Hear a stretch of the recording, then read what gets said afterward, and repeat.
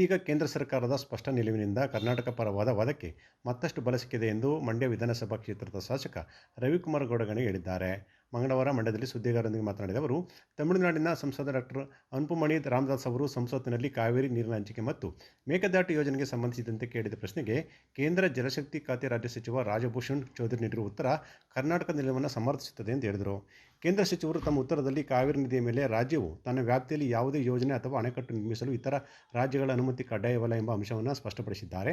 ಈ ಹೇಳಿಕೆ ನಮಗೆ ಸಂತೋಷ ತಂದಿದ್ದು, ಮೇಕೆದಾಟು ಯೋಜನೆಗೆ ಸಂಬಂಧಿಸಿದಂತೆ ತಮಿಳುನಾಡು ಸೃಷ್ಟಿ ಮಾಡುತ್ತಿದ್ದ ಗೊಂದಲಕ್ಕೂ ಇದರಿಂದ ತೆರೆ ಬೀಳಲಿದೆ ಅಂತ ಹೇಳಿದರು. ರಾಜ್ಯ ಸರ್ಕಾರ ಇನ್ನು ಯಾವುದೇ ವಿಳಂಬ ಮಾಡದೆ ಮೇಕೆದಾಟು ಯೋಜನೆ ಜಾರಿಗೆ ಅಗತ್ಯ ಕ್ರಮಗಳನ್ನು ಕೈಗೊಳ್ಳಬೇಕು ಅಂತ ಅವರು ಹೇಳಿದರು. ಆಗಸ್ಟ್ 3ರಂದು ತಮಿಳುನಾಡು ಮುಖ್ಯಮಂತ್ರಿ ವಿಜಯ್ ಕರ್ನಾಟಕಕ್ಕೆ ಆಗಮಿಸುತ್ತಿರುವ ಹಿನ್ನೆಲೆಯಲ್ಲಿ ಪ್ರತಿಕ್ರಿಯಿಸಿದ ಅವರು, ಅವರ ಆಗಮನವನ್ನು ನಾವು ಸ್ವಾಗತ ಮಾಡ್ತೇವೆ ಅಂತ ಅವರು ತಿಳಿಸಿದರು. ಬೆಂಗಳೂರು ನಗರಕ್ಕೆ ಕುಡಿಯುವ ನೀರು ಪೂರೈಸುವ ಕಾವೇರಿ ಯೋಜನೆಯ 6ನೇ ಹಂತದ ಕುರಿತು ಮಾತನಾಡಿದ ಅವರು, ಸರ್ಕಾರ ಈ ಯೋಜನೆಯನ್ನು ಮುಂದುವರಿಸಲು ಬಯಸುತ್ತಿದೆ ಅಂತ ತಿಳಿಸಿದರು. ಪ್ರಸ್ತುತ 6ನೇ ಹಂತದ ಯೋಜನೆ ಬಗ್ಗೆ ಚರ್ಚೆ ನಡೆಯುತ್ತಿದೆ. ಭವಿಷ್ಯದಲ್ಲಿ ಜನಸಂಖ್ಯೆ ಮತ್ತು ನೀರಿನ ಬೇಡಿಕೆ ಹೆಚ್ಚಾದಂತೆ ಇನ್ನಷ್ಟು ಹಂತಗಳ ಅಗತ್ಯವು ಎದುರಾಗಬಹುದು ಅಂತ ಅವರು ಹೇಳಿದರು. ನಿನ್ನೆ ಲೋಕಸಭೆಯ ತಮಿಳುನಾಡಿನ ಸದಸ್ಯರಾದಂಥ ಅನ್ಪುಮಣಿ ರಾಮದಾಸ್ ಅವರು ಒಂದು ಪ್ರಶ್ನೆಯನ್ನು ಕಾವೇರಿ ನೀರಿನ ಹಂಚಿಕೆ ಮತ್ತು ಮೇಕೆದಾಟು ವಿಚಾರವಾಗಿ ಕೇಳಿದ ಪ್ರಶ್ನೆಗೆ ಕೇಂದ್ರ ರಾಜ್ಯ ಜಲಸಂಪನ್ಮೂಲ ಸಚಿವರಾದಂಥ ರಾಜಭೂಷಣ್ ಚೌಧರಿ ಅವರು ಉತ್ತರ ಕೊಟ್ಟಿರೋದು ನಮ್ಮೆಲ್ಲರಿಗೂ ಒಂದು ಆಶಾದಾಯಕ, ಒಂದು ಹೊಸ ಚಿಗುರನ್ನು ಕರ್ನಾಟಕದ ನೀರಿನ ವಿಚಾರದಲ್ಲಿ ಭಾಳ ಸಂತೋಷದಾಯಕವಾದ ಸುದ್ದಿಯನ್ನು ಕೇಳಿದ್ರಿಂದ ಈ ಪ್ರೆಸ್ ಮೀಟನ್ನು ಮಾಡ್ತಾಯಿದ್ದೀವಿ. ಈಗ ಅವರು ಕೇಳಿದ ಪ್ರಶ್ನೆಗೆ ರಾಜಭೂಷಣ್ ಚೌಧರಿ ಅವರು ಈ 3 ರಾಜ್ಯಗಳು ಕರ್ನಾಟಕ, ತಮಿಳುನಾಡು, ಪುದುಚೇರಿ, ಕೇರಳ 4 ರಾಜ್ಯಗಳು ತಮ್ಮ ತಮ್ಮ ಭಾಗದಲ್ಲಿ ಯಾವುದೇ ಕಾವೇರಿ ನದಿಗೆ ಯಾವುದೇ ಅಣೆಕಟ್ಟು ಮತ್ತೊಂದು ಮಾಡುವಾಗ ಇನ್ನೊಂದು ರಾಜ್ಯದ ಅನುಮತಿ ಅಗತ್ಯ ಇಲ್ಲ ಅಂತ ಕೇಳಿದ್ರು ಭಾಳ ಸಂತೋಷ ಆಯಿತು. ನಮಗೆ ಮೇಕೆದಾಟುವನ್ನು ಕಟ್ಟೋದಕ್ಕೆ ತಮಿಳುನಾಡವರು ಏನು ಸಲಾಸಲಿ ಖ್ಯಾತೆ ತೆಗಿತಾಯಿದ್ರು, ಇದಕ್ಕೆ ಇವತ್ತು ಫುಲ್ ಸ್ಟಾಪ್ ಇಡೋವಂಥ ಸಂದರ್ಭ ಬಂದಿದೆ ಅನ್ನೋದಕ್ಕೆ ನನಗೆ ಸಂತೋಷ ಆಗ್ತಾಯಿದೆ. ಈಗ ನಮ್ಮ ರಾಜ್ಯ ಸರ್ಕಾರ ಬೇಗ ಮೇಕೆದಾಟು ಅಣೆಕಟ್ಟನ್ನು ಕಟ್ಟೋದಕ್ಕೆ ಭೂಮಿ ಪೂಜೆ ಏನೇನು ಮಾಡ್ಬೋದು ಅದನ್ನು ಕ್ರಮ ವಹಿಸಲಿ. ಸಮಸ್ತ ರೈತಪರ ಸಂಘಟನೆಗಳು, ಕನ್ನಡ ಹೋರಾಟಗಾರರು ರಾಜ್ಯ ಸರ್ಕಾರದ ಜೊತೆ ಕೈ ಜೋಡಿಸಿ ಮೇಕೆದಾಟು ಅಣೆಕಟ್ಟನ್ನು ಕಟ್ಟಿದ್ರೆ ನಮ್ಮ ರಾಜ್ಯದ ರೈತರು 2 ಬೆಳೆ ಬೆಳೆಯೋದಕ್ಕೆ ನೀರಿನ ತಗೊಳ್ಳೋದಕ್ಕೆ ಭಾಳ ಅನುಕೂಲಕರ ಆಗ್ತದೆ. ಇದರ ಜೊತೆಗೆ ತಮಿಳುನಾಡಿನ ಮುಖ್ಯಮಂತ್ರಿಯವರು 3ನೇ ತಾರೀಕೇನೋ ನಮ್ಮ ರಾಜ್ಯದಲ್ಲಿ ಬಂದು ಮಾತಾಡೋದಕ್ಕೆ ವಿಜಯ್ ಅವರು ಬರ್ತಾರೆ ಅಂತ ಕೇಳಿದ್ರೆ ಅದನ್ನು ಕೂಡ ಸ್ವಾಗತಿಸ್ತೀನಿ.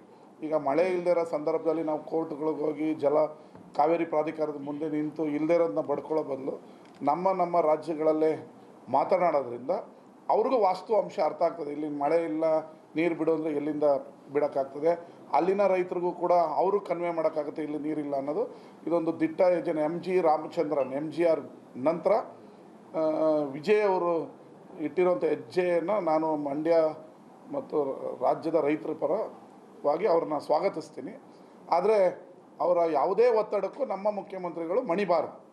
ಇಲ್ಲಿ ಅಣೆಕಟ್ಟಲ್ಲಿ ನೀರಿಲ್ಲ, ಈ ಸಂದರ್ಭದಲ್ಲಿ ವಿಜಯ್ ಅವರು ಬಂದು ಏನೇ ಒತ್ತಡ ಹಾಕಿದ್ರು ಕೂಡ ಇರೋ ವಾಸ್ತವಾಂಶನ ಬಿಡಿಸಿ ಹೇಳಿ, ಮಣಿಯೋದು ಬೇಡ, ಆಮೇಲೆ ಅವರು ಹೇಳಿದ್ರು ಅಂತ ನೀರು ಬಿಡೋದ್ರೆ ಇಲ್ಲಿ ಪ್ರಾಬ್ಲಮ್ ಆಗೋದು ಬೇಡ. ಇನ್ನು ಮಾರ್ಚ್ ಇನ್ನು ಮಳೆ ಬಂದರೆ ಓಕೆ, ಗೌರಿ ಹಬ್ಬದಷ್ಟರಲ್ಲಿ ಮಳೆ ಬರುತ್ತೆ ಜಾಸ್ತಿ ಅಂದರೆ ವೆಲ್ ಆ್ಯಂಡ್ ಗುಡ್, ಅವಾಗ 2 ರಾಜ್ಯಕ್ಕೂ ಅನುಕೂಲ ಆಗ್ತದೆ. ಬಟ್ ಇವತ್ತಿನ ಪರಿಸ್ಥಿತಿಯಲ್ಲಿ ಮಳೆ ಇಲ್ಲದೇ ಇರೋದ್ರಿಂದ ಬಿಡೋದು ಬೇಡ. ಅದರಿಂದ ಅವರು ಬರೋದನ್ನು ರೈತರ ಪರವಾಗಿ ನಾನು ಸ್ವಾಗತಿಸ್ತೀನಿ. ಇದೊಂದು ಐತಿಹಾಸಿಕ ಹೆಜ್ಜೆ.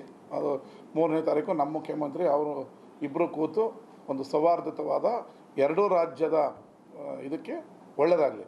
ಈ ಸಂದರ್ಭದಲ್ಲಿ ಈಗ ನಿನ್ನೆ ಲೋಕಸಭೆಯಲ್ಲಿ ಉತ್ತರ ಕೊಟ್ಟಂಥ ಇದಕ್ಕೆ ನಾನೇ ನಮ್ಮ ಕಾವೇರಿ ಹಿತರಕ್ಷಣಾ ಸಮಿತಿ, ಕನ್ನಡ ಪರ ಸಂಘಟನೆಗಳು, ಮಂಡ್ಯದ ರೈತರ ಸಭೆಯನ್ನು ಅತಿ ಶೀಘ್ರದಲ್ಲಿ ಮಂಡ್ಯದಲ್ಲಿ ಕರೆದು ಮೇಕೆದಾಟು ಕಟ್ಟೋದಕ್ಕೆ ರಾಜ್ಯ ಸರ್ಕಾರದ ಜೊತೆ ನೀವು ಕೈ ಜೋಡಿಸ್ಬೇಕು ಅನ್ನೋ ಬೆಂಬಲವನ್ನು ಕೋರೋದಕ್ಕೆ ಮತ್ತು ವಾಸ್ತು ಅಂಶವನ್ನು ಮಾತಾಡೋದಕ್ಕೆ ಅತಿ ಶೀಘ್ರದಲ್ಲೇ ರೈತ ಮುಖಂಡರ, ಕನ್ನಡ ಪರ ಹೋರಾಟಗಾರರ ಮತ್ತು ರೈತರ ಸಭೆಯನ್ನು ಮಂಡ್ಯದಲ್ಲಿ ಕರೆಯೋದಕ್ಕೆ ತೀರ್ಮಾನ ಮಾಡಿದ್ದೀನಿ.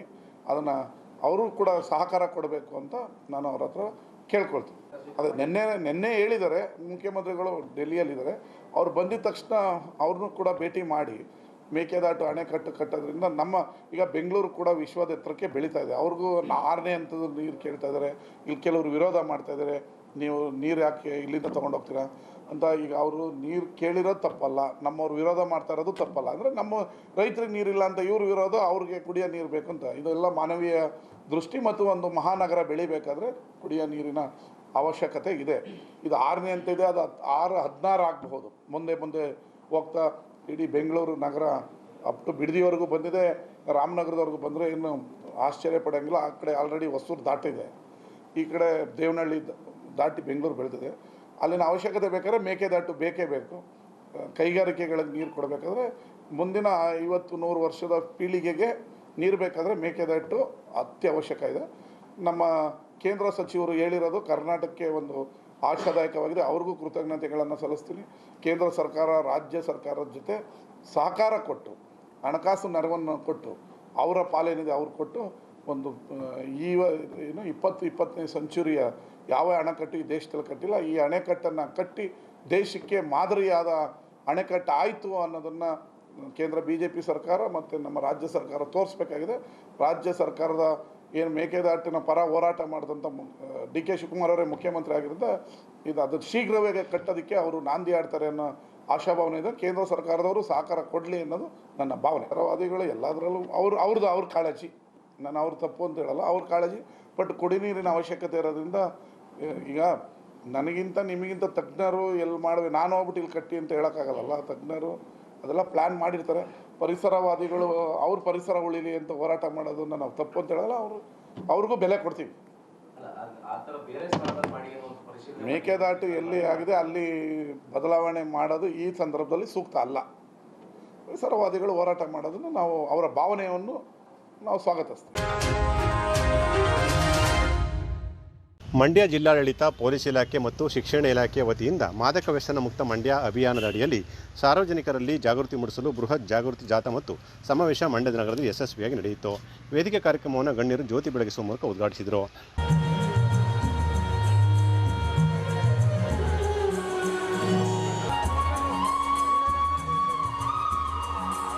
ಮಂಡ್ಯ ಜಿಲ್ಲಾ ಪೊಲೀಸ್ ವರಿಷ್ಠಾಧಿಕಾರಿ ಡಾಕ್ಟರ್ ವಿಜಯ ಶೋಭಾರಾಣಿ ಮಾತನಾಡಿ, ದೇಶದ ಭಾವಿ ಪ್ರಜೆಗಳಾದ ವಿದ್ಯಾರ್ಥಿಗಳು ಯಾವುದೇ ಕಾರಣಕ್ಕೂ ಕೆಟ್ಟ ಅಭ್ಯಾಸಗಳಿಗೆ ದಾಸರಾಗಬಾರದು. ಕರ್ನಾಟಕವನ್ನು ನಶಮುಕ್ತಗೊಳಿಸಲು ಆಪರೇಷನ್ RISC ಮೂಲಕ ಜಾಗೃತಿ ಮೂಡಿಸಲಾಗುತ್ತಿದೆ ಅಂತ ವಿವರಣೆ ನೀಡಿದರು. ಮಾಡಿದ್ರೆ ನೀವು ಯಾವುದೇ ಇನ್ಫಾರ್ಮೇಷನ್, ಡ್ರಗ್ಸ್ ರಿಲೇಟೆಡ್ ಯಾವುದೇ ಇನ್ಫಾರ್ಮೇಷನ್ ಅದು ನೀವು ನಮಗೆ ಶೇರ್ ಮಾಡ್ಬೋದು. ಪೊಲೀಸವರಿಗೆ ಕನ್ಸಂಪ್ಷನ್ ಅಂದರೆ ಮಾದಕ ವಸ್ತು ತಗೊಳ್ಳೋದೇ ಆಗಲಿ, ಪೊಸೆಷನ್ ಅಂದರೆ ಇಟ್ಕೊಳ್ಳೋದೇ ಆಗಲಿ, ಅಥವಾ ಮಾರಾಟ ಸಾಗಾಣಿಕೆ ಮಾಡೋದಾಗಲಿ ಎಲ್ಲವೂ ಅಪರಾಧ ಕಾನೂನಿನಲ್ಲಿ. ಇಂಥ ಯಾವುದೇ ಮಾಹಿತಿನ ನೀವು ಅದರಲ್ಲಿ ಕೊಡಬಹುದು. ಮತ್ತು ಈ ಒಂದು ಡ್ರಗ್ಸ್ ಬೇಡ ಬ್ರೋ ಅಭಿಯಾನವನ್ನು ಈ ದಿವಸ ಆಪರೇಷನ್ ರೈಸ್, ಕೇಳಿದ್ದೀರಾ? ಆಪರೇಷನ್ ರೈಸ್ R ಅಂದ್ರೇನು? ರೆಫ್ಯೂಸ್. I ಅಂದರೆ ಇನ್ಫಾರ್ಮ್. ಎಸ್. ಎಂಪವರ್. E ಅಂದರೆ ಎಂಪವರ್. ಸೊ ನೀವೆಲ್ಲರೂ ನಮ್ಮ ಜೊತೆ ಇದ್ದು ಆಪರೇಷನ್ ರೈಸ್ಗೆ ಸಪೋರ್ಟ್ ಮಾಡಿ ನಶೆಮುಕ್ತ ಕರ್ನಾಟಕ ಮಾಡಲು ತಾವೆಲ್ಲರೂ ಪ್ರೋತ್ಸಾಹ ಮಾಡಬೇಕು. ಮತ್ತು ನಿಮಗೆ ಗೊತ್ತಿರೋವಂಥದ್ದು ನಿಮ್ಮ ಕುಟುಂಬದಲ್ಲಿ ಫ್ರೆಂಡ್ಸು ಯಾರೇ ಇರಲಿ ಅವ್ರಿಗೂ ಸಹ ನೀವು ತಿಳುವಳಿಕೆ ಹೇಳಬೇಕು. ಇದು ಒಂದು ಜಾಥಾ ಒಂದು ದಿನದಲ್ಲ. ಜಿಲ್ಲಾ ಕಾನೂನು ಸೇವೆಗಳ ಪ್ರಾಧಿಕಾರದ ಸದಸ್ಯರು ಮತ್ತು ಹಿರಿಯ ಸಿವಿಲ್ ನ್ಯಾಯಾಧೀಶರಾದ ಎಂ ಆನಂದ್ ಮಾತನಾಡಿ, ವಿದ್ಯಾರ್ಥಿ ಶಕ್ತಿಯು ಭಾರತದ ನಿಜವಾದ ಶಕ್ತಿಯಾಗಿದ್ದು ದೇಶ ಮತ್ತು ರಾಜ್ಯದ ಅಭಿವೃದ್ಧಿಗೆ ಯುವಜನತೆಯ ಪಾತ್ರ ಅಮೋಘವಾಗಿದೆ ಅಂತ ಹೇಳಿದರು. ವಿದ್ಯಾರ್ಥಿನಿಯರೇ, ಎಲ್ಲ ಪತ್ರಕರ್ತ ಮಾಧ್ಯಮ ಬಂಧುಗಳೇ, ಈ ದಿನ ನಾವೇನು ಡ್ರಗ್ಸ್ ಬೇಡ ಬ್ರೋ ಅನ್ನೋವಂಥ ಒಂದು ಸಂದೇಶವನ್ನು ಸಾರುವಂಥ ಉದ್ದೇಶದಿಂದ ಹೆಚ್ಚಾಗಿ ನಮ್ಮ ಮಕ್ಕಳಿಗೆ ಈ ಒಂದು ಅರಿವು ಮೂಡಿಸ್ಬೇಕು ಅನ್ನೋಂಥ ಉದ್ದೇಶದಿಂದ ಈ ಒಂದು ಕಾರ್ಯಕ್ರಮವನ್ನು ಆಯೋಜನೆ ಮಾಡಲಾಗಿದೆ. ತಮಗೆಲ್ಲ ಗೊತ್ತೇ ಇದೆ, ಮಂಡ್ಯ ಅಂದರೆ ಇಂಡಿಯಾ ಗಂಟ ಜೋರಾಗುತ್ತೆ ಸದ್ದು. ನಾವು ಒಳ್ಳೆಯ ವಿಚಾರಗಳ ಮೂಲಕ ಮಂಡ್ಯವನ್ನು ಇಂಡಿಯಾ ಮಟ್ಟಕ್ಕೆ ಮುನ್ನುಗ್ಗಬೇಕಾಗುತ್ತೆ. ನೋಡಿ, ಇವತ್ತು ಏನು ಈ ಒಂದು ಒಳ್ಳೆಯ ಕಾರ್ಯಕ್ರಮ ಆಗಿದೆ. ಇವತ್ತೇ ನಾವೆಲ್ಲ ಒಂದು ಸಂಕಲ್ಪ ಮಾಡೋಣ, ಮಂಡ್ಯ ಜಿಲ್ಲೆಯನ್ನು ಡ್ರಗ್ಸ್ ಮುಕ್ತ ಜಿಲ್ಲೆಯನ್ನಾಗಿ ಮಾಡಬೇಕು. ಆ ಮೂಲಕ ನಮ್ಮ ಮಂಡ್ಯ ಜಿಲ್ಲೆಯನ್ನು ಕರ್ನಾಟಕದಲ್ಲಿ ಮಾದರಿ ಜಿಲ್ಲೆಯಾಗಿ ಮಾಡಬೇಕು, ಕರ್ನಾಟಕವನ್ನು ದೇಶದಲ್ಲಿ ಮಾದರಿ ರಾಜ್ಯವನ್ನಾಗಿ ಮಾಡಬೇಕು ಅನ್ನೋಂಥ ನಿಟ್ಟಿನಲ್ಲಿ ಸಂಕಲ್ಪವನ್ನು ಮಾಡೋಣ. ಆ ಮೂಲಕ ಡ್ರಗ್ಸ್ ಬೇಡ ಬ್ರೋ ಅನ್ನುವಂಥದ್ದೇನು ಕರೆಯನ್ನು ಕೊಡಲಾಗಿದೆ, ಅದನ್ನು ಪಾಲನೆ ಮಾಡೋದ್ರ ಮೂಲಕ ಡ್ರಗ್ಸ್ ಎಲ್ಲೆಲ್ಲಿ ಸಪ್ಲೈ ಆಗ್ತಾ ಇದೆ, ಡ್ರಗ್ಸ್ ಯಾರು ಸೇವನೆ ಮಾಡ್ತಾ ಇದ್ದಾರೆ, ಡ್ರಗ್ಸ್ ಎಲ್ಲೆಲ್ಲಿ ಉತ್ಪತ್ತಿ ಆಗ್ತಾ ಇದೆ, ಈ 3 ಅಂಶಗಳ ಬಗ್ಗೆ ನಿಗಾ ವಹಿಸಿ ಇದನ್ನು ಸಂಪೂರ್ಣವಾಗಿ ಕಿತ್ತೋಗುವಂಥದ್ದೇ. ಶಾಸಕ ರವಿಕುಮಾರ್ ಗೌಡಗಣಿಗೆ ಮಾತನಾಡಿ, ದೇಶದ ಮುಂದಿನ ಪ್ರಜೆಗಳನ್ನು ದುಷ್ಟರನ್ನಾಗಿ ಮಾಡದಂತೆ ಉತ್ತಮ ಪ್ರಜೆಗಳನ್ನಾಗಿ ನಿರ್ಮಾಣ ಮಾಡುವ ಸಲುವಾಗಿ ವಿದ್ಯಾರ್ಥಿಗಳು ಮಾದಕ ವಸ್ತುಗಳನ್ನು ನಿಯಂತ್ರಣ ಮಾಡಲು ಮುಂದಾಗಬೇಕು ಅಂತ ಸಲಹೆ ನೀಡಿದರು. ಗೊತ್ತಿರಲಿ ಅಂತೇಳಿ ಅವೇರ್ನೆಸ್ ತರೋದಕ್ಕೆ ಈ ಕಾರ್ಯಕ್ರಮವನ್ನ ಮಾಡ್ತಾ ಇದ್ದಾರೆ. ಸ್ಟೂಡೆಂಟ್ CID ಆಗಕ್ಕೆ ಯಾರ್ಯಾರು ಇಷ್ಟ ಕೈ ಎತ್ತಿ ನೋಡೋಣ. ಸ್ಟೂಡೆಂಟ್ CID ಯಾರು ಆಗ್ತೀರಾ? ಯಾರಿಗೂ ಇಷ್ಟ ಇಲ್ವಾ? ಸ್ಟೂಡೆಂಟ್ CID ಪೊಲೀಸ್ ಆಗಕ್ಕೆ ಯಾರ್ಯಾರು ಇಷ್ಟ ಇದೆ? ನೀವು ಪ್ರೈಸ್ ಕೊಡ್ತೀವಿ, ಯಾರು CID ಆಗ್ತೀರಾ ಅವ್ರಿಗೆ. ನಿಮ್ ಕೆಲಸ ಏನ್ ಗೊತ್ತಾ, ಇವತ್ತಿಂದ ನಿಮ್ಮೆಲ್ಲ ಅಪಾಯಿಂಟ್ ಮಾಡ್ತಾ ಇದೀವಿ ಸ್ಟೂಡೆಂಟ್ CIDಗಳಾಗಿ. ನಿಮ್ ಮನೆ ಹತ್ರ, ನಿಮ್ ಏರಿಯಾದಲ್ಲಿ, ನಿಮ್ ಕಾಲೇಜಲ್ಲಿ, ನಿಮ್ ಸ್ಕೂಲಲ್ಲಿ ಯಾರಾದ್ರೂ ಕಳ್ಳರು ಡ್ರಗ್ಸ್ ಗಾಂಜಾ ಮಾರಕ್ ಬಂದ್ರೆ 100 ಒಂದು ಫೋನ್ ಹಾಕಿದ್ರೆ ಯಾವ ನಂಬರ್ ಹಾಕ್ತೀರಿ ಕರೆಕ್ಟ್ ಕಳ್ಳರು ಹಿಡ್ಕೊಂಡ್ರೆ ನಿಮ್ಗೆ ಪ್ರೈಸ್ ನಮ್ಮಿಂದ 112ಗೆ 112 ಮಾಡ್ತೀರಾ? ದೇಶ ಕೆಲಸ ಮಾಡಬೇಕು. ಈಗ ಯುದ್ಧ ನಡಿಬೇಕಾದ್ರೆ ಏನಾಗ್ತೀರ, ನಾನು ಸೋಲ್ಜರ್ ಹಾಕ್ಬೇಕಾಗಿತ್ತು ಅಂತೀರಾ ಅಲ್ವಾ? ರೌಡಿಗಳಿಗೆ ಗುಂಡು ಹೊಡೆದಾಗ ನಾನು ಪೊಲೀಸ್ ಹಾಕ್ಬೇಕು ಅಂತೀರಾ. ಇವತ್ತಿಂದ ಏನು ಮಾಡಬೇಡಿ. ನಿಮ್ಮ ಮನೆ ಅಕ್ಕಪಕ್ಕ, ನಿಮ್ಮ ಏರಿಯಾದಲ್ಲಿ ಯಾರಾದ್ರೂ ಈ ಗಾಂಜಾ, ಈ ಡ್ರಗ್ಸ್ ಹೊಡೆಯೋದು ಮಾಡೋದು ಕಂಡ್ರೆ 112 ಒಂದು ಫೋನ್ ಹಾಕಿ, ನಿಮ್ಮನ್ನ CID ಆಗಿ ಅಪಾಯಿಂಟ್ ಮಾಡ್ತೀವಿ ನಾವು. ಸ್ಟೂಡೆಂಟ್ CIDಗಳು ನೀವೆಲ್ಲ ಆಗ್ತೀರಾ ಇಲ್ವಾ? ನೀವೆಲ್ಲ ಮಂಡ್ಯಗೆ ಏನಾದ್ರೂ ಹೆಲ್ಪ್ ಮಾಡ್ಬೇಕಲ್ಲ, ನಿಮ್ಮೂರಿಗೆ ನೀವು ಕಾಪಾಡ್ಬೇಕಲ್ಲ. ಕರೆಕ್ಟ್ ಇನ್ಫಾರ್ಮೇಶನ್ ಕೊಟ್ರೆ ನಿಮಗೆ ಪ್ರೈಸ್ 25,000 ರೂಪಾಯಿ ಪ್ರೈಸ್ ನನ್ನ ಕಡೆಯಿಂದ. ಕರೆಕ್ಟ್ ಇನ್ಫಾರ್ಮೇಶನ್ ಇದೆ. ಮಂಡ್ಯ ಜಿಲ್ಲಾ ಪೊಲೀಸ್ ವರಿಷ್ಠಾಧಿಕಾರಿ ವಿ.ಟಿ. ಶೋಭರಾಣಿರವರು ಮಾದಕ ವಸ್ತುಗಳ ವಿರುದ್ಧ ಜನಜಾಗೃತಿ ಕೈಗೊಳ್ಳುವ ಸಲುವಾಗಿ ವಿದ್ಯಾರ್ಥಿಗಳಿಗೆ ಪ್ರತಿಜ್ಞಾ ವಿಧಿ ಬೋಧನೆ ಮಾಡಿದರು. ಕೈ ಚಾಚಿ ಪ್ರತಿಜ್ಞಾ ವಿಧಿ ಇದೆ, ಎಲ್ಲರೂ ಕೈ ಚಾಚಬೇಕು. ನಾನು ಹೇಳ್ಕೊಟ್ಟಿರ್ತೀನಿ, ಈಗ ನೀವೆಲ್ಲರೂ ಹೇಳ್ಬೇಕು. ನಾನು ಇಂದು ಪ್ರತಿಜ್ಞೆ ಮಾಡುತ್ತೇನೆ, ನಾನು ಯಾವ ಸಂದರ್ಭದಲ್ಲೂ ಮಾದಕ ವಸ್ತುಗಳನ್ನು ಬಳಸುವುದಿಲ್ಲ. ನನ್ನ ಆರೋಗ್ಯ, ಭವಿಷ್ಯ ಮತ್ತು ಕುಟುಂಬವನ್ನು ನಾನು ರಕ್ಷಿಸುತ್ತೇನೆ. ನಾನು ಬದಲಾವಣೆಯ ದೂತನಾಗಿರುತ್ತೇನೆ ಮತ್ತು ಮಾದಕ ವಸ್ತುಗಳ ವಿರುದ್ಧವಾಗಿ ಜೀವನವನ್ನು ಆಯ್ಕೆ ಮಾಡುತ್ತೇನೆ. ನಾನು ನನ್ನ ಸ್ನೇಹಿತರಿಗೆ ತಪ್ಪು ದಾರಿಗೆ ಹೋಗದಂತೆ ಎಚ್ಚರಿಸುತ್ತೇನೆ ಮತ್ತು ಮಾದಕ ವಸ್ತುಗಳ ವಿರುದ್ಧ ಧೈರ್ಯದಿಂದ ನಿಂತು ಮಾದಕ ದ್ರವ್ಯ ಮುಕ್ತ. ನಂತರ ನೃತ್ಯ ಪ್ರದರ್ಶನ, ಕರಪತ್ರ ಪ್ರದರ್ಶನ ಮತ್ತು ಗಣ್ಯರಿಂದ ಸಹಿ ಸಂಗ್ರಹ ಅಭಿಯಾನ ವಿದ್ಯಾರ್ಥಿಗಳ ಮೆಚ್ಚುಗೆಗೆ ಪಾತ್ರವಾಯಿತು. ವೇದಿಕೆಯಲ್ಲಿ ಜಿಲ್ಲಾ ಪಂಚಾಯಿತಿ ಕಾರ್ಯನಿರ್ವಹಣಾಧಿಕಾರಿ KR ನಂದಿನಿ ಸೇರಿದಂತೆ ಇನ್ನಿತರ ಪೊಲೀಸ್ ಅಧಿಕಾರಿಗಳು ಭಾಗಿಯಾಗಿದ್ದರು. ಇದಕ್ಕೂ ಮುನ್ನ ಶಾಸಕ ರವಿಕುಮಾರ್ ಗಣಿಗ ಮತ್ತು ಜಿಲ್ಲಾಧಿಕಾರಿ ಡಾಕ್ಟರ್ ಕುಮಾರ್ ಅವರು ಸೇರಿದಂತೆ ಜಿಲ್ಲಾ ಮಟ್ಟದ ಅಧಿಕಾರಿಯಿಂದ ಸರ್ಕಾರಿ ಮಹಿಳಾ ಕಾಲೇಜಿನಿಂದ ಮಂಡ್ಯ ಜಿಲ್ಲಾ ವಿಶ್ವೇಶ್ವರಯ್ಯ ಕ್ರೀಡಾಂಗಣದವರೆಗೆ ಚಾಲನೆಗೊಂಡ ಮಂಡ್ಯ ಬೃಹತ್ ಜನಜಾಗೃತಿ ಜಾಥಾ ನಗರದ ಪ್ರಮುಖ ಬೀದಿಯಲ್ಲಿ ಸಾಗುವುದರ ಮೂಲಕ ಸಾರ್ವಜನಿಕರಲ್ಲಿ ಅರಿವು ಮೂಡಿಸಿತು. ಕೃಷ್ಣ ಮತ್ತು ನಾನು ಆತ್ಮೀಯ ಸ್ನೇಹಿತರು. ಗಾಂಧೀಜಿಯವರ ಆದರ್ಶ ಗುಣಗಳನ್ನು ಮೈಗೂಡಿಸಿಕೊಂಡಿದ್ದಂಥ ಆದರ್ಶ ರಾಜಕಾರಣಿ ಅಂತ ಮಾಜಿ ಮುಖ್ಯಮಂತ್ರಿ ಸಿದ್ದರಾಮಯ್ಯ ಅಭಿಪ್ರಾಯಪಟ್ಟರು. ಕೇರ್ಪೇಟೆ ಪಟ್ಟಣದ ಹೊರವಲಯದ ಅಗ್ರಹಾರ ಬಾಚಡಿ ಗೇಟ್ನಲ್ಲಿರುವ ಜಯಮ್ಮ ರಾಮಸ್ವಾಮಿ ಸಮುದಾಯ ಭವನದಲ್ಲಿ ಮಂಡ್ಯದ ಗಾಂಧಿ ಮತ್ತು ಮಾಜಿ ಸ್ಪೀಕರ್ ಕೇರ್ಪೇಟೆ ಕೃಷ್ಣ ಅವರ 86ನೇ ಹುಟ್ಟುಹಬ್ಬದ ಅಂಗವಾಗಿ ಸಾಧಕರಿಗೆ ಕೃಷ್ಣ ನಾಗರಿಕ ಪುರಸ್ಕಾರ ಮತ್ತು ವಿದ್ಯಾರ್ಥಿಗಳಿಗೆ ಪ್ರತಿಭಾ ಪುರಸ್ಕಾರ ನೀಡಿ ಗೌರವಿಸಿ ಕೃಷ್ಣ ಹಾಗೂ ತಮ್ಮ ನಡುವಿನ ಸಂಬಂಧವನ್ನು ಕುರಿತು ಭಾವನಾತ್ಮಕವಾಗಿ ಸಿದ್ದರಾಮಯ್ಯ ಮಾತನಾಡಿದರು. ಕಲುಷಿತಗೊಂಡಿರುವ ಇಂದಿನ ರಾಜಕಾರಣದಲ್ಲಿ ಕೃಷ್ಣ ಅವರಂಥ ರಾಜಕಾರಣಿಗಳು ಅಪರೂಪ. ರಾಜಕೀಯವಾಗಿ ತಮ್ಮ ಜೀವನದಲ್ಲಿ ಆದರ್ಶ ಗುಣ ಮತ್ತು ಮೌಲ್ಯಗಳನ್ನು ಅಳವಡಿಸಿಕೊಂಡಂಥ ಕೃಷ್ಣ ತಮ್ಮ ಸರಳತೆ ಹಾಗೂ ಮೌಲ್ಯಗಳಿಂದಾಗಿ ಮಂಡ್ಯದ ಗಾಂಧಿ ಅಂತ ಹೆಸರು ಗಳಿಸಿದರು. ನಾನು ಮತ್ತು ಕೃಷ್ಣ ಒಟ್ಟಿಗೆ ವಕೀಲ ವೃತ್ತಿಯನ್ನು ಮೈಸೂರಿನಲ್ಲಿ ನಡೆಸುತ್ತಿದ್ದೆವು. ವಕೀಲ ವೃತ್ತಿಯಲ್ಲಿ ಕೃಷ್ಣ ನನಗೆ ಜೂನಿಯರ್. ಸದಾ ಬಸ್ಸಿನಲ್ಲಿಯೇ ಪ್ರಯಾಣ ಮಾಡುತ್ತಿದ್ದ ಕೃಷ್ಣ ಸ್ವಂತಕ್ಕೆ ಒಂದು ಕಾರನ್ನು ಕೂಡ ಕೊಂಡುಕೊಂಡಿರಲಿಲ್ಲ ಅಂತ ಹೇಳಿದರು. ಕೃಷ್ಣ ತಮ್ಮ ಜೀವನದುದ್ದಕ್ಕೂ ಸರಳತೆ, ಸಜ್ಜನಿಕೆ ಮತ್ತು ಪ್ರಾಮಾಣಿಕತೆಯನ್ನು ಅಳವಡಿಸಿಕೊಂಡಿದ್ದರು. ಇಂದಿನ ರಾಜಕಾರಣದಲ್ಲಿ ಕೃಷ್ಣ ಅವರಂಥ ಸಜ್ಜನರು ಸಿಗುವುದು ಬಹಳ ಕಷ್ಟ ಅಂತ ಸಿದ್ದರಾಮಯ್ಯ ಹೇಳಿದರು.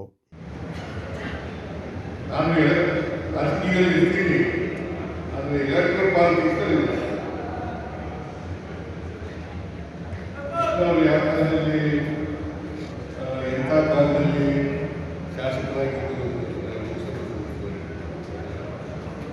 ಜನನೇ ದುಡ್ಡು ಆಯ್ಕೆ ಮಾಡತಕ್ಕಂಥ ಕಾಲ ಇತ್ತು. ನಾನು 83 ಆಗ ಈ ಎಲೆಕ್ಷನ್ಗೆ ಖರ್ಚಾದದ್ದು 63,000 ರೂಪಾಯಿ.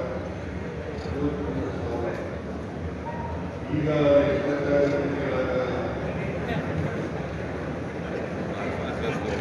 ಮಟ್ಟಿಗೆ ರಾಜಕೀಯ ಕ್ಷೇತ್ರ ಸುರಕ್ಷಿತವಾಗಿದೆ ಅಂತ ಹೇಳಿದ್ರೆ ಅದು ಅತಿಶಯೋಕ್ತಿ ಇಲ್ಲ. ಆದರೆ ಜನರೇ ದುಡ್ಡು ಕೊಡ್ತೀವಿ. ಈಗ ಜನರಿಗೆ ದುಡ್ಡು ಕೊಡಬೇಕಾದ್ರೆ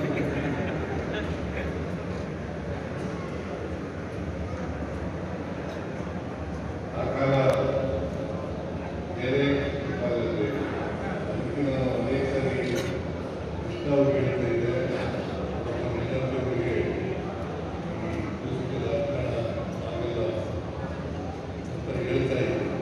ಅವರು ಕೂಡ ಒಪ್ಕೊಳ್ತಾ ಇದ್ದರು. ಇದನ್ನೆಲ್ಲ ನಾವು ಹಾಗಾಗಿ ಚರ್ಚೆ ಮಾಡ್ತಾ ಇದ್ದೀವಿ. ಇವರು ಕೇಳ್ಪಟ್ಟೆ ಕೃಷ್ಣ ಅವರು ಇನ್ನೂ ಇರಬೇಕಾಗಿತ್ತು.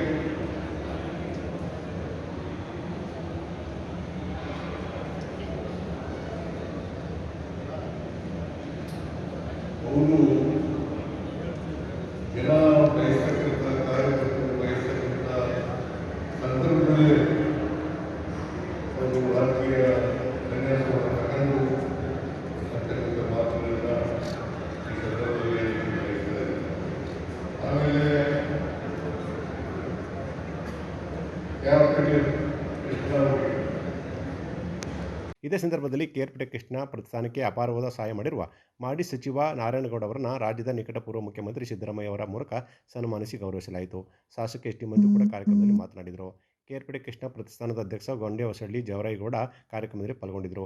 ಇದೇ ಸಂದರ್ಭದಲ್ಲಿ ಪದ್ಮ ಪ್ರಶಸ್ತಿ ಪುರಸ್ಕೃತರು ಮತ್ತು ಪುಸ್ತಕ ಸಂಗ್ರಾಹಕರಾದ ಪಾಂಡುಪುರದ ಪುಸ್ತಕ ಮನೆ ಅಂಕೇಗೌಡ, ಸಾಹಿತಿಗಳು ಮತ್ತು ಶೂದ್ರಶಕ್ತಿ ಪತ್ರಿಕೆ ಸಂಪಾದಕರಾದ ಬಿ ಆರ್ ರಾಮೇಗೌಡ, ತಾಲೂಕಿನಲ್ಲಿ ಅತಿ ಹೆಚ್ಚು ಹಾಲು ಸರಬರಾಜು ಮಾಡುತ್ತಿರುವ ಪ್ರಗತಿಪರ ರೈತ ಮಹಿಳೆ ಪವಿತ್ರ ಎಮ್ಮನಹಳ್ಳಿ ಅವರಿಗೆ ಕೃಷ್ಣ ನಾಗರಿಕ ಪುರಸ್ಕಾರ ನೀಡಿ ಗೌರವಿಸಲಾಯಿತು. ವಿವಿಧ ಕ್ಷೇತ್ರಗಳಲ್ಲಿ ಸಾಧನೆ ಮಾಡಿದ ಸಾಧಕರಾದ ಮಂಡ್ಯ ಹಾಲು ಒಕ್ಕೂಟದ ನಿರ್ದೇಶಕರಾದ ಡಾಲು ರವಿ, ಎಂಬಿ ಹರೀಶ್, ಸಿಡಿನೆರೆ ಅಂಬರೀಶ್ ಹಾಗೂ ಮೋಹನ್, ಬಸ್ ಸಂತೋಷ್ ಕುಮಾರ್, ಮಹಿಳಾ ಹೋರಾಟಗಾರ್ತಿ ಮಂಜುಳಾ ಚೆನ್ನಕೇಶವ ಸೇರಿದಂತೆ ಅನೇಕ ಗಣ್ಯರಿದ್ದರು.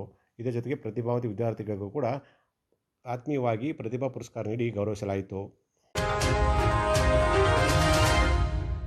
ಮಂಡ್ಯದಲ್ಲಿ ಕೃಷಿ ವಿದ್ಯಾರ್ಥಿಗಳು ಬೀದಿಗಿಳಿದು ತಮ್ಮ ಅಸಮಾಧಾನ ಹೊರಹಾಕಿದ್ದಾರೆ.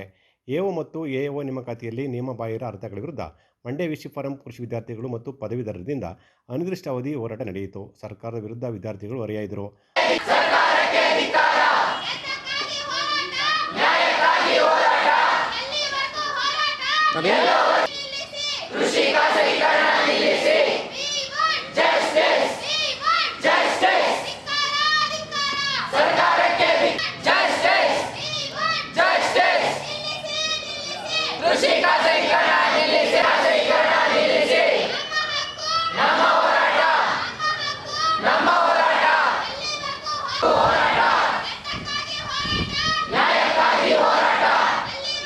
ರಾಜ್ಯ ಗೆಜೆಟ್ ಮೂಲಕ ತಿದ್ದುಪಡಿ ಮಾಡದೆ ಕೇವಲ ಇಲಾಖಾ ಸುತ್ತೋಲೆಗಳ ಮೂಲಕ ಹೊಸ ಅರ್ಹತೆಗಳನ್ನು ಸೇರಿಸುವುದು ಕಾನೂನು ಬಾಹಿರ ಅಂತ ಆಕ್ರೋಶ ವ್ಯಕ್ತಪಡಿಸಿದರು.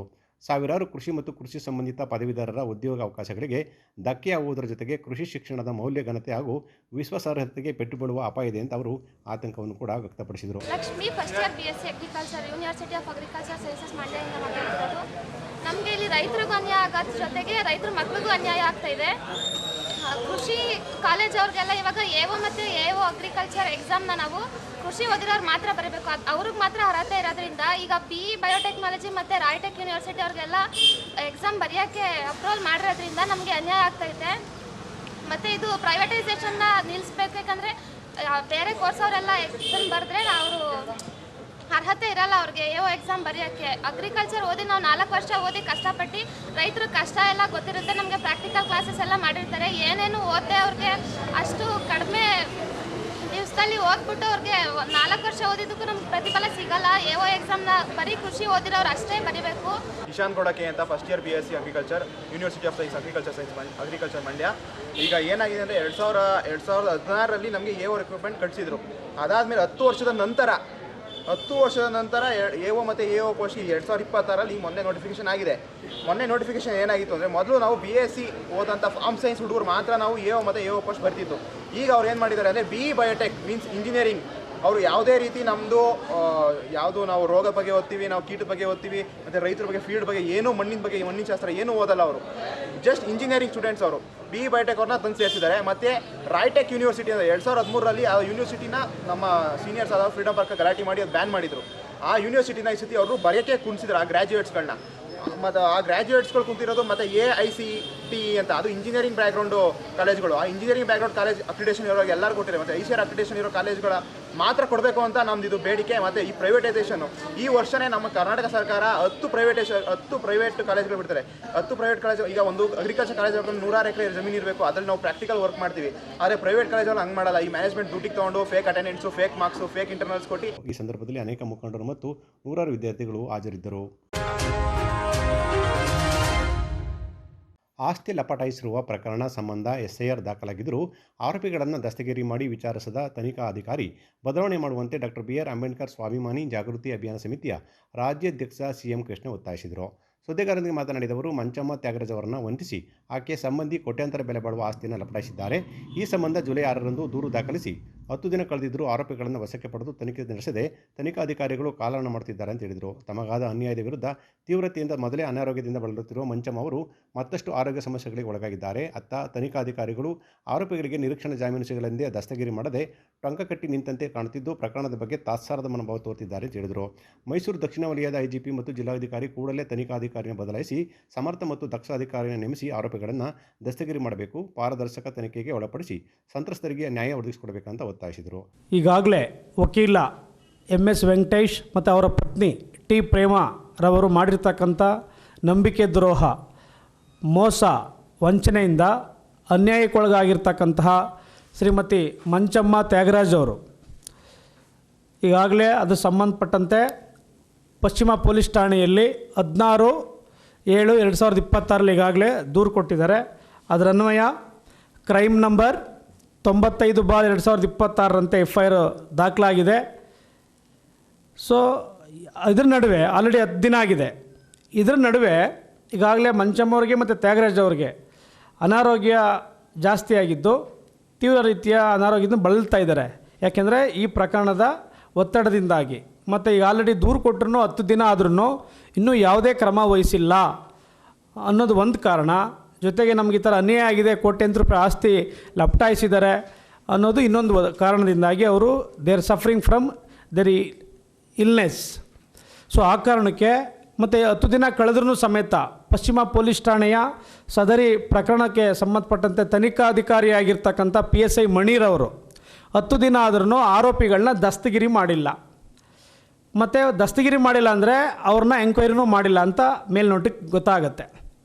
ಸೊ ಅದಕ್ಕೆ ಈಗಾಗಲೇ ಸದರಿ FIRಲ್ಲಿ ಇರ್ತಕ್ಕಂಥ ಸೆಕ್ಷನ್ಗಳು ಭಾಳ ಗಂಭೀರ ಮತ್ತು ಸೂಕ್ಷ್ಮವಾಗಿರ್ತಕ್ಕಂಥ ಸೆಕ್ಷನ್ಗಳು. ನಾನ್ ಬೈಲಬಲ್, ಕಾಗ್ನಿಜಬಲ್ ಆ್ಯಂಡ್ ನಾನ್ ಕಾಂಪೌಂಡಬಲ್. ಇಂಥ ಪ್ರಕರಣದಲ್ಲಿ ಆರೋಪಿಗಳನ್ನ ದಸ್ತಗಿರಿ ಮಾಡಲೇಬೇಕಾದ ಅನಿವಾರ್ಯತೆ ಇರುತ್ತೆ. ಅದು ಒಂದು ವೇಳೆ ನಾನ್ ಕಾಗ್ನಿಜಬಲ್ ಆಗಿ ಕಾಂಪೌಂಡಬಲ್ ಆಗಿದ್ದರೆ ಬೇಕಿದ್ರೆ ಅವರು ತನಿಖಾಧಿಕಾರಿಯ ವಿವೇಚನಾಧಿಕಾರಕ್ಕೆ ಒಳಪಡುತ್ತೆ. ಆದರೆ ಈ ಪ್ರಕರಣ ಗಂಭೀರ ಪ್ರಕರಣ ಆಗಿರ್ತಕ್ಕಂಥದ್ದು, ಇಬ್ಬರು ಹಿರಿಯ ನಾಗರಿಕರಿಗೆ ಮತ್ತು ಸಂಬಂಧಿಕರಾಗಿ ಅವರಿಗೆ ಮೋಸ ಮಾಡ್ತಕ್ಕಂಥದ್ದು, ಒಂದು ಕೊಲೆ ಮಾಡ್ತೋದಕ್ಕಿಂತ ಹೆಚ್ಚಿನ ಗಂಭೀರ ಪ್ರಕರಣ ಇದಾಗಿದೆ. ಸೊ ಆ ಕಾರಣಕ್ಕೆ ಕೂಡಲೇ ನಾನು Mysuru south zone IGP inspector general of ಪೊಲೀಸ್ರವ್ರಿಗೆ ಈ ಮೂಲಕ ಡಿಮ್ಯಾಂಡ್ ಮಾಡೋದಿಷ್ಟೇ, you have to change immediately investigation officer subject to 95/2026 ಪ್ರಕರಣ. ಮತ್ತು SP ಅವರು ಸಹ ಇದ್ರ ಬಗ್ಗೆ ಗಮನ ವಹಿಸಬೇಕು. ಯಾಕೆಂತ ಹೇಳಿದ್ರೆ 10 days ಆದ್ರೂ ಆರೋಪಿಗಳನ್ನ ನೀವು ಅರೆಸ್ಟ್ ಮಾಡಿಲ್ಲ ಅಂತಂದರೆ ಪ್ರೈಮಾ ಫೇಸಿಯ ಮೇಲ್ನೋಟಕ್ಕೆ ನೀವು ಆರೋಪಿಗಳಿಗೆ ನಿರೀಕ್ಷಣಾ ಜಾಮೀನು ಸಿಗಲಿ ಅಂತ ಪರೋಕ್ಷವಾಗಿ ಸಹಕರಿಸ್ತಾ ಇದ್ದೀರಿ ಅಂತ ನಮಗೆ ಗುಮಾನಿ ಉಂಟಾಗ್ತಾ ಇದೆ, ಅನುಮಾನ ಬರ್ತಾ ಇದೆ. ಸೊ ಈ ಥರ ಇದೇ ರೀತಿ ಆದರೆ ಆ ನೊಂದ ಸಂತ್ರಸ್ತರಿಗೆ ನ್ಯಾಯ ಸಿಗೋದಕ್ಕೆ ಕಷ್ಟ ಆಗುತ್ತೆ. ಮತ್ತು ಅವರ ಆರೋಪಿಗಳು ವಕೀಲ ಆಗಿರೋ ಕಾರಣಕ್ಕೆ ಏನೇನು ಮಾಡಬೇಕು ಆ ತಂತ್ರಗಾರಿಕೆಯನ್ನು ಅವರು ಮಾಡ್ಕೊಳ್ಳೋದಕ್ಕೆ ಅವಕಾಶ ಸಿಗುತ್ತೆ. ಈ ನೆಲೆಯಲ್ಲಿ ಗೋಷ್ಠಿಯಲ್ಲಿ ಗಂಗರಾಜು, ಮಂಜಮ್ಮ, ಶ್ರೀಕಾಂತ್, ಶ್ರೀನಿವಾಸ ಮೂರ್ತಿ ಮತ್ತು ಗುರುಶಂಕರ್ ಇದ್ದರು. ಬೆಂಗಳೂರು ಮೈಸೂರು ರಾಷ್ಟ್ರೀಯ ಹೆದ್ದಾರಿಯು ಗುಂಡು ಬಿದ್ದು ಹಾಳಾಗೋಗಿದ್ದು ಹೆದ್ದಾರಿ ಸರ್ವಿಸ್ನಲ್ಲಿ ಅನೇಕ ಅವಘಡಗಳು ಸಂಭವಿಸುತ್ತಿದ್ದಾವೆ. ಮಂಡ್ಯದ ತೂಬಿನಕೆರೆ ಮತ್ತು ಗಂಜಾಂ ಬಳಿ ಸರ್ವಿಸ್ ರಸ್ತೆಯಲ್ಲಿ ಮಾರಣಾಂತಿಕ ಗುಂಡು ಬಿದ್ದಿದ್ದು ಅಪಘಾತಕ್ಕೆ ಆಹ್ವಾನ ನೀಡುತ್ತಿದ್ದಾವೆ. ಆದಾಯ ಬರದ ಕಾರಣಕ್ಕೆ ಹೆದ್ದಾರಿಯ ಸರ್ವಿಸ್ ರಸ್ತೆ ದುರಸ್ತಿ ಮಾಡದೆ NHAಗೆ ನಿರ್ಲಕ್ಷ್ಯ ಮಾಡುತ್ತಿದೆ. ಸರ್ವಿಸ್ ರಸ್ತೆಯ ಗುಂಡಿ ಮುಚ್ಚದ ಹೆದ್ದಾರಿ ಪ್ರಾಧಿಕಾರದ ವಿರುದ್ಧ ವಾಹನ ಸವಾರರು ತೀವ್ರ ಆಕ್ರೋಶ ವ್ಯಕ್ತಪಡಿಸಿದ್ದಾರೆ.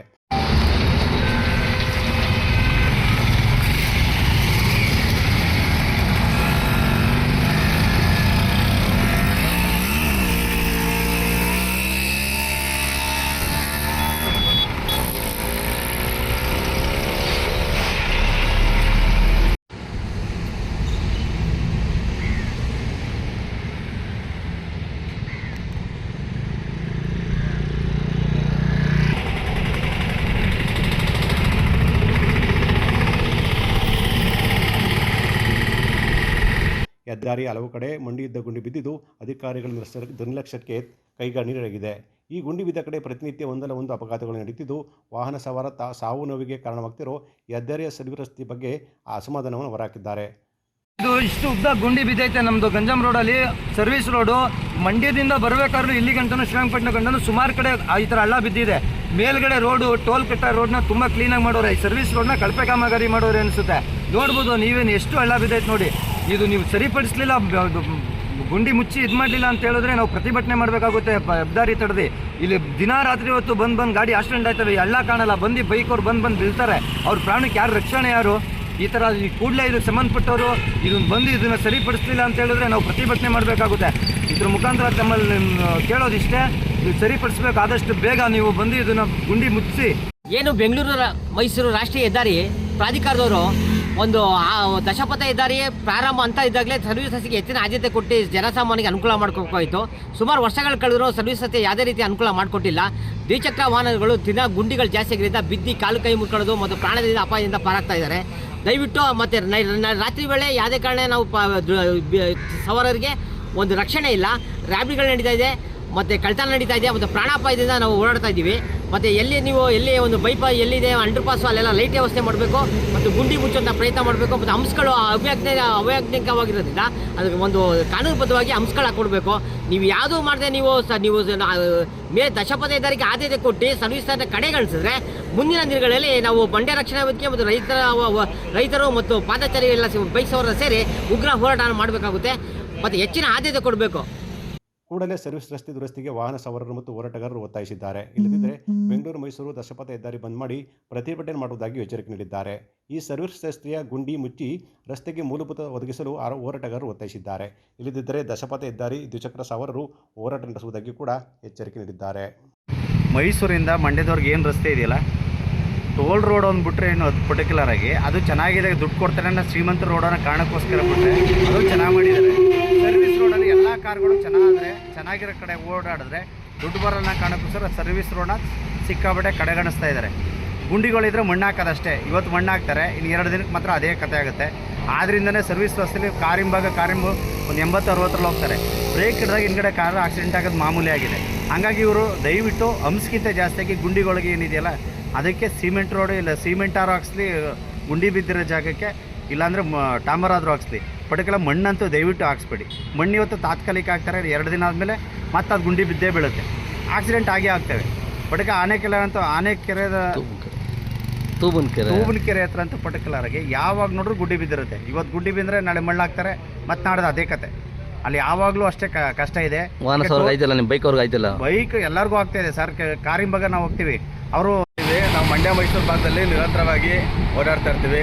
ಆದರೆ ಮಂಡ್ಯದ ಗುಂಡಿ ಬಿದ್ದಿದ್ರು ಕೂಡ ಯಾರೂ ಕೇಳೋರ ದಿಕ್ಕಿಲ್ಲ. ಇಲ್ಲಿ ಟೋಲ್ ಕಟ್ಟಿದ್ರು ಮಾತ್ರ ಚೆನ್ನಾಗಿರುತ್ತೆ, ದುಡ್ಡಿಲ್ಲ ಅಂದರೆ ಯಾರೂ ಕೂಡ ಆ ರೋಡಲ್ಲಿ ತಿರುಗಾಡುವಷ್ಟು ದುಡ್ಡಿರೋರು ಅವಕಾಶ ಚೆನ್ನಾಗಿದೆ. ದುಡ್ಡಿಲ್ಲ ಅಂದವರು ಗಿಂಡಿಲ್ಲ ಕಾರೋ ಬೈಕೆಲ್ಲ ಬಿದ್ದೋ ಎದ್ದೋ ಹೋಗುವಂಥ ಪರಿಸ್ಥಿತಿ ಇದೆ. ಇವತ್ತಿನ ದಿನ ನೋಡಿದ್ರೆ ಅಲ್ಲಿ ಗುಂಡಿ ಮಟ್ಟಕ್ಕಿದೆ, ವೆಹಿಕಲ್ಗಳು ಯಾವ ರೀತಿ ಗೊತ್ತಾಗುತ್ತೆ ಯಾರೂ ಕೂಡ ನೋಡ್ದಂತೆ ಇರುವಂಥ ಅಧಿಕಾರಿಗಳಾಗಲಿ ರಾಜಕಾರಣ ಆಗಲಿ ಒಮ್ಮೆ ಇತ್ತ ಗಮನ ಹರಿಸಿ ಇಂಥ ಗುಂಡಿಗಳು ಮತ್ತು ಸರ್ವಿಸ್ ರಸ್ತೆ ಚೆನ್ನಾಗಿ ಮಾಡಿಕೊಟ್ರೆ ಓಡಾಡೋಂಥ ಅನುಕೂಲ ಆಯ್ತದೆ, ಸಾವು ನೋವುಗಳು ಆಗೋ ಕಡಿಮೆ ಆಗುತ್ತವೆ. ಇದು ನನ್ನ ವಿನಂತಿ. ಮಂಡ್ಯ ಜಿಲ್ಲಾ ಜೆಡಿಎಸ್ ಮಹಿಳಾ ಘಟಕ ಮತ್ತು ನಗರ ಘಟಕದ ವತಿಯಿಂದ ಮಂಡ್ಯ ಜಿಲ್ಲಾಸ್ಪತ್ರೆ ಆವರಣದಲ್ಲಿರುವ ಮಮತೆಯ ಮಡಿಲು ನಿತ್ಯ ಅನ್ನದಾಸೋಹ ಕೇಂದ್ರದಲ್ಲಿ ಮಾಜಿ ಪ್ರಧಾನಿ ಎಚ್ ಡಿ ದೇವೇಗೌಡ ಅವರ ಧರ್ಮಪತ್ನಿ ಚೆನ್ನಮ್ಮ ಅವರಿಗೆ ದಾಸೋಹ ನಮನ ಸಲ್ಲಿಸಲಾಯಿತು.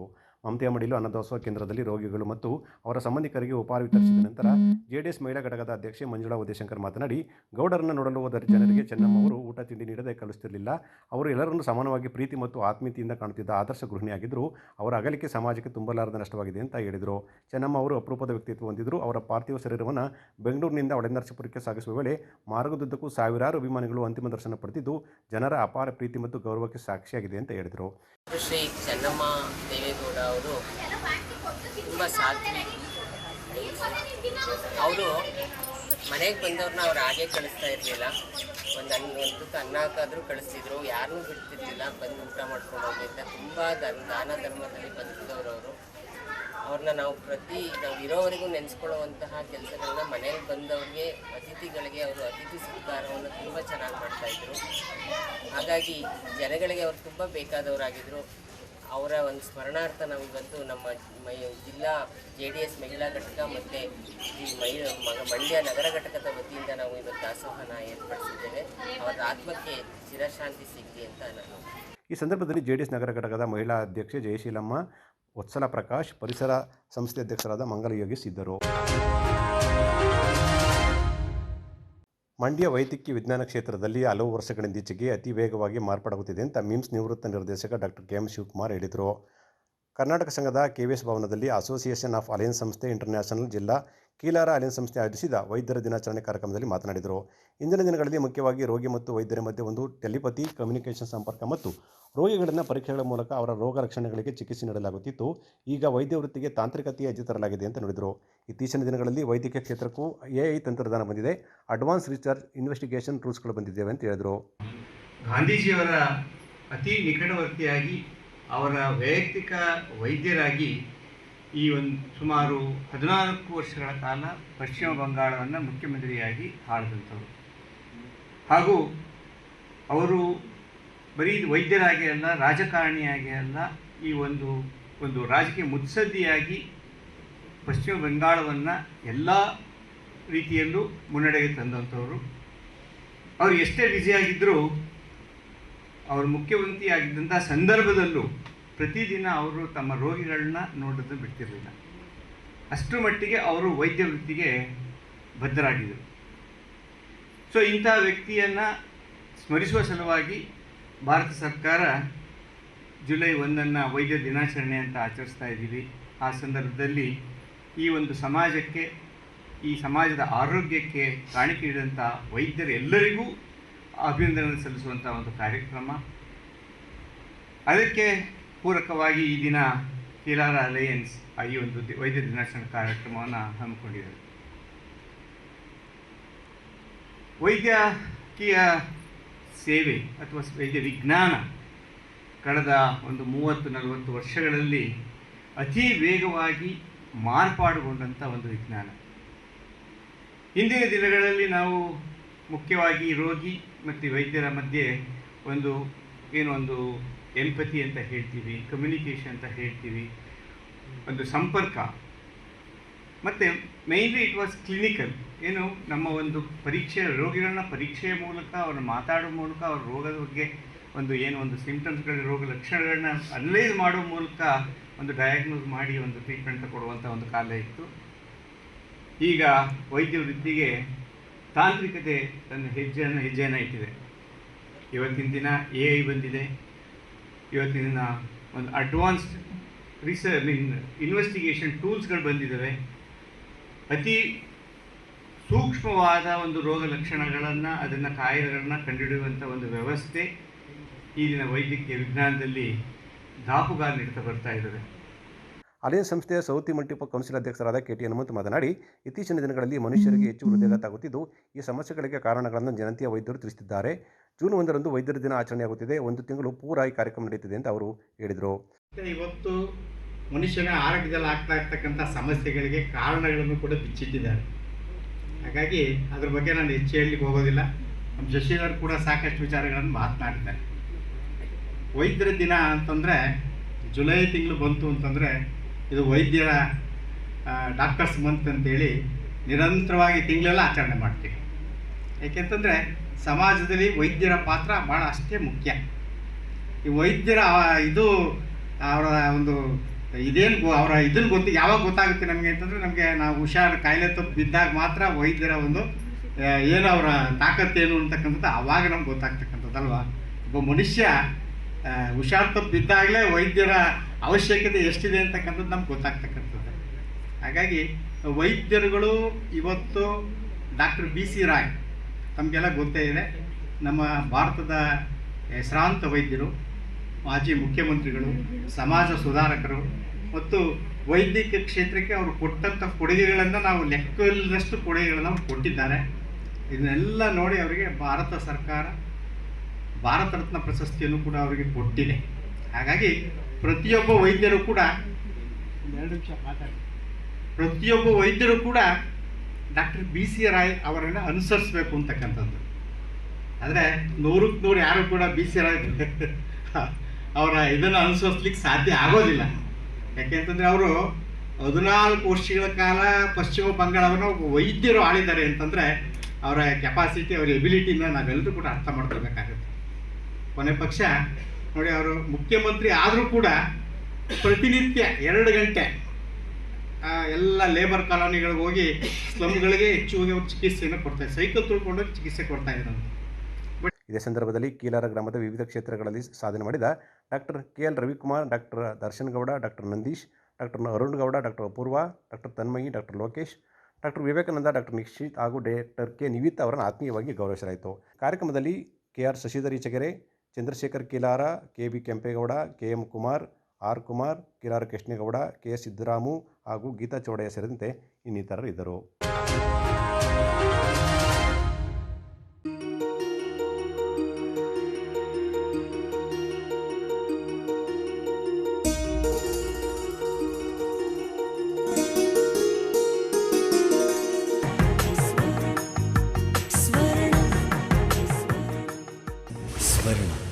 ಇದು ಬಾಂಧವ್ಯಗಳ ಬೆಸುಗೆ,